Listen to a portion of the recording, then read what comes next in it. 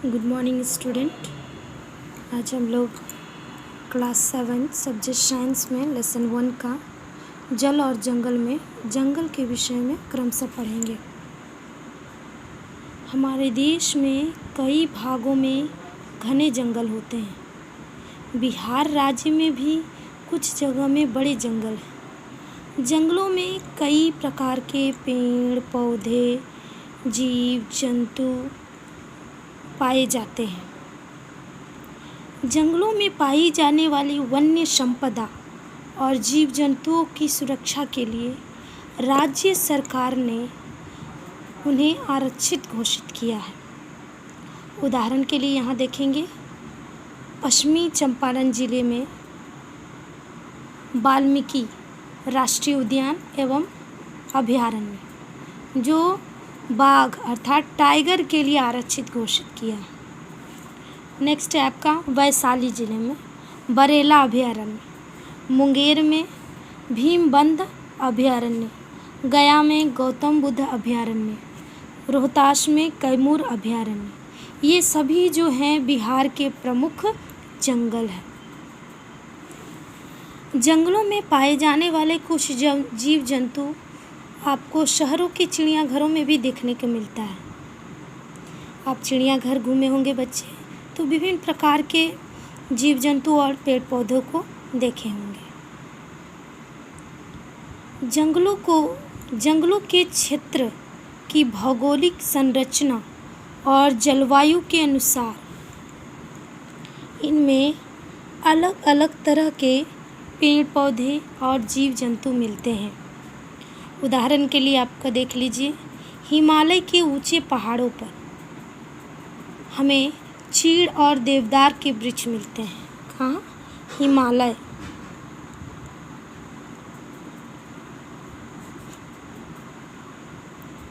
के ऊंचे पहाड़ों पर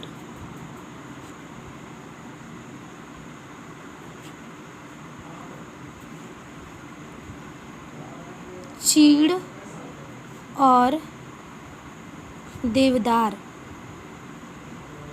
के पौधे मिलते हैं। बिहार के चंपारण क्षेत्र में मुख्यतः चौड़े पत्ते वाले साल और सागवान जैसे पेड़ मिलते हैं। गर्मी ज़्यादा पड़ने वाले इलाकों में उस मौसम में सागवान पत्ते झड़ने वाले पेड़ या कम पानी होने पर भी हरे रह सकने वाले पलाश के पेड़ मिलते हैं।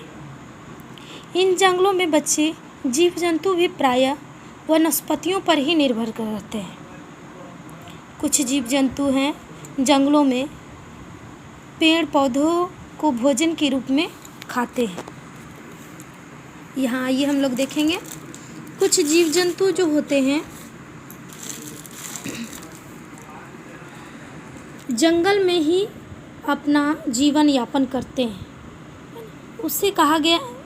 उसे कहेंगे वन में खाद्य श्रृंखला। किस प्रकार वन में खाद्य श्रृंखला होता है? आपने स्वपोषी, परपोषी और मृतपोषी के बारे में पढ़ा होगा। आपने यह भी जान लिया है कि पौधे अपना भोजन स्वयं बनाते हैं।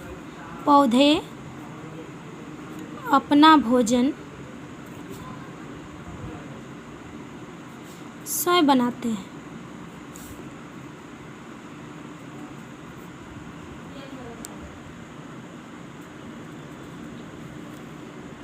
और सभी जीव जो मांसाहारी, शाकाहारी एवं सर्वाहारी हैं, वे सभी शाकाहारी, मांसाहारी, सर्वाहारी, ये सभी अंततः पौधे पर ही भोजन के लिए निर्भर रहते हैं। जो जीव पौधों को भोजन के रूप में खाते हैं, उन्हें अन्य जीवों द्वारा भोजन के रूप में खाया जाता है। यह चक्र वन में चलता ही रहता है। इसे कहा जाता है वन में खाद्य श्रृंखला। जैसे यहाँ देखिए बच्चे,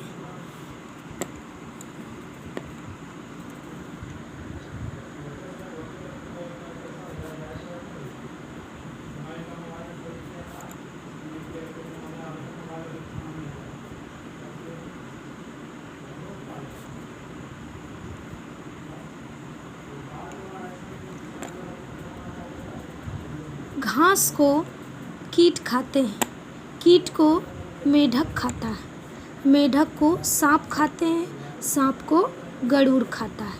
तो ये जो जंतु हैं, जीव जंतु, ये सभी क्या है, एक दूसरे पर भोजन के लिए निर्भर रहते हैं, एक दूसरे पर भोजन के लिए निर्भर रहते हैं, भोजन के लिए निर्भर रहते हैं, निर्भर रहते हैं। इसे कहा जाता है खाद्य श्रृंखला, इसे कहा जाता है खाद्य श्रृंखला। यदि इन सभी श्रृंखलाओं में, खाद्य श्रृंखला में, एक श्रृंखला में कोई विघ्न आ जाता है तो सभी श्रृंखला प्रभावित हो जाता है। जैसे घास, कीट, मेढक, सांप, गरुड़, यदि यहाँ मेढक नहीं रहेगा तो सांप को भोजन नहीं मिलेगा, इसकी संख्या बढ़ जाएगी। इस प्रकार सबों की जो वन में खाद्य श्रृंखला है क्या हो जाएगा, प्रभावित हो जाएगा। इसीलिए सब जंगल में सभी जीव जंतु एक दूसरे पर भोजन के लिए निर्भर रहते हैं।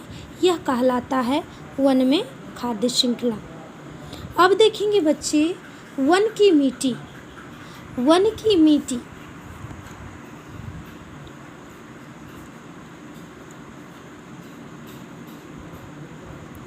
वन की मिट्टी कैसी होती है?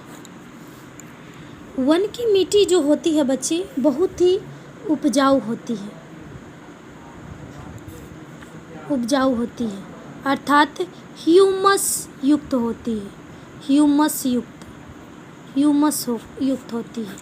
ये कैसे ह्यूमस युक्त होती है हम लोग देखेंगे।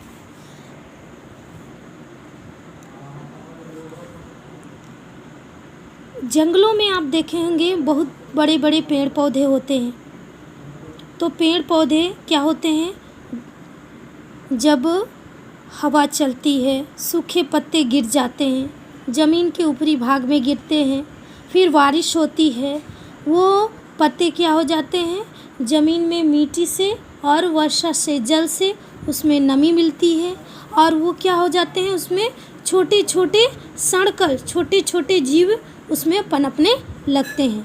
वही जीव क्या होता है, वो मिट्टी में मिल जाता है और वह क्या बनाता है, एक उस सूक्ष्म जीव कहलाता है जो क्या हमें बना देता है, मिट्टी को उपजाऊ बना देता है।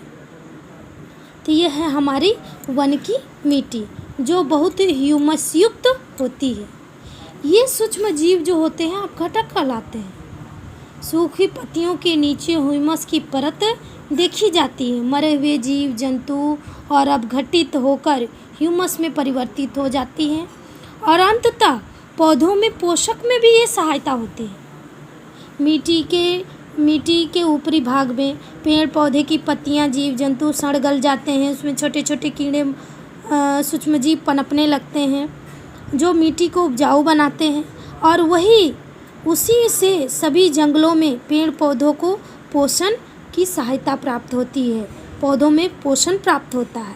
इस प्रकार क्या होता है, खाद्य श्रृंखला भी पूरी होती है और साथ साथ पोषण का चक्र भी पूरा होता है। तो आज के लिए बच्चे हम लोग इतना ही पढ़ेंगे। जो मेन पॉइंट है आप अपने कॉपी में नोट कर लीजिएगा। Thank you.